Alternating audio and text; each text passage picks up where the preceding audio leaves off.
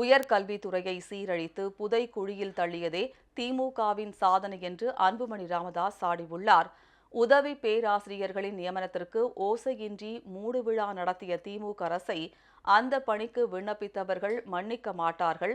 வரும் தேர்தலில் அவர்கள் திமுகவுக்கு தண்டனை வழங்குவார்கள் என்றும் அவர் தெரிவித்துள்ளார். பாமக தலைவர் அன்புமணி ராமதாஸ் வெளியிட்டுள்ள அறிக்கையில், தமிழ்நாட்டில் உள்ள அரசு கலை மற்றும் அறிவியல் கல்லூரிகளுக்கு 2708 உதவி பேராசிரியர்களை நியமிக்கும் அறிவிப்பை கொண்டாட்டமாக வெளியிட்ட திமுக அரசு வெறும் 5 பேரை மட்டும் அப்பணிக்கு நியமித்துவிட்டு மூடுவிழா நடத்தியிருக்கிறது என குறிப்பிட்டுள்ளார். 5 ஆண்டு ஆட்சியில் வெறும் 5 உதவி பேராசிரியர்களை மட்டுமே நியமித்து அரசு கலை அறிவியல் கல்லூரிகளை திமுக அரசு சீரழித்திருப்பது கண்டிக்கத்தக்கது என்றும் அவர் சாடியுள்ளார். உதவி பேராசிரியர்களை நியமிப்பதற்கான அறிவிக்கையை கடந்த அக்டோபர் 16ஆம் தேதி வெளியிட்டு டிசம்பர் 27ஆம் தேதி போட்டித் தேர்வுகளை நடத்திய ஆசிரியர் தேர்வு வாரியம் நினைத்திருந்தால் அனைத்து நடைமுறைகளையும் ஜனவரி மாதத்திற்குள் நிறைவு செய்து 2708 உதவி பேராசிரியர்களையும் நியமனம் செய்திருக்க முடியும். ஆனால் மார்ச் 13ஆம் தேதி வரை வெறும் 5 உதவி பேராசிரியர்களை மட்டுமே நியமனம் செய்திருக்கிறது. மார்ச் 15ஆம் தேதி தேர்தல் அட்டவணை வெளியிடப்பட்டதை தொடர்ந்து தேர்தல் நடத்தை விதிகள் நடைமுறைக்கு வந்துவிட்டதால் மீதமுள்ள 2703 உதவி பேராசிரியர்களை நியமிக்க முடியாத நிலை ஏற்பட்டுள்ளது. சுருக்கமாக கூற வேண்டுமானால், உதவி பேராசிரியர்களின் நியமனத்திற்கு ஓசையின்றி மூடுவிழா நடத்தப்பட்டிருக்கிறது. இந்த விஷயத்தில் திமுக அரசு படுதோல்வியடைந்துள்ளது. மொத்தம் 61 பாடங்களுக்கு உதவி பேராசிரியர்களை தேர்ந்தெடுப்பதற்காக நடத்தப்பட்ட போட்டித் தேர்வுகளில் 42,064 பேர் பங்கேற்றனர். டிசம்பர் 27ஆம் தேதி போட்டித் தேர்வுகள் முடிவடைந்த நிலையில் அதே நாளில் விடை குறிப்புகளை வெளியிட்டு அடுத்த ஒரு வாரத்தில் அதன் மீதான ஆட்சேபனைகளை பெற்று ஜனவரி 5ஆம் தேதி விடைத்தாள்களை திருத்தும் பணிகளை தொடங்கியிருந்தால் 20ஆம் தேதிக்குள் முடித்திருக்க முடியும். அடுத்த 10 நாட்களில் சான்றிதழ் சரிபார்ப்புகளை முடித்து தேர்வு செய்யப்பட்டோருக்கு நியமன ஆணைகளை வழங்கியிருக்க முடியும். சமூக நீதியில் அக்கறையுள்ள அரசு அதைத்தான் செய்திருக்கும். ஆனால் திமுக அரசு அதை செய்யவில்லை. போட்டித் தேர்வுகள் நடத்தப்பட்டு இன்றுடன் 82 நாட்கள் ஆகும் நிலையில் மொத்தமுள்ள 61 பாடங்களில் 5 பாடங்களுக்கான விடைத்தாள்கள் மட்டும்தான் திருத்தப்பட்டுள்ளன. அவற்றை கொண்டு 13 உதவி பேராசிரியர்களை மட்டும்தான் நியமிக்க முடியும்.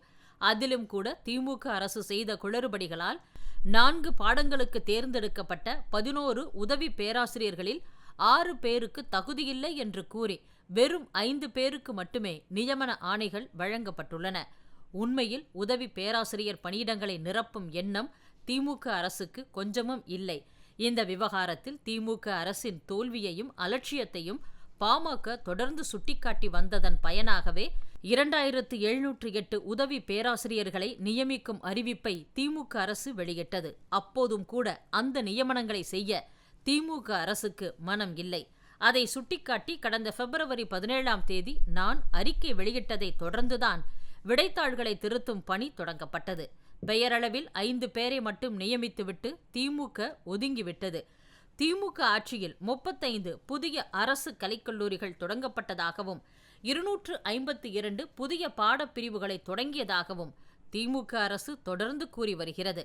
இதன் மூலம் 28,346 மாணவர் சேர்க்கை இடங்கள் கூடுதலாக ஏற்படுத்தப்பட்டன. ஏற்கனவே இருந்த 173 பாடப்பிரிவுகளில் 2008 கூடுதல் மாணவர் சேர்க்கை இடங்கள் ஏற்படுத்தப்பட்டன. இந்த இடங்களில் கூடுதலாக சேர்க்கப்படும் 30,354 மாணவர்களுக்கு பாடம் நடத்துவதற்காக மட்டும் 1000 உதவி பேராசிரியர் பணியிடங்கள் ஏற்படுத்தப்பட்டிருக்க வேண்டும்.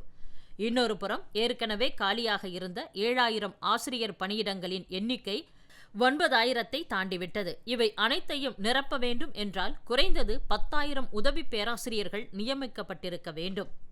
ஆனால் வெறும் 5 பேரை மட்டும்தான் திமுக அரசு நியமித்துள்ளது.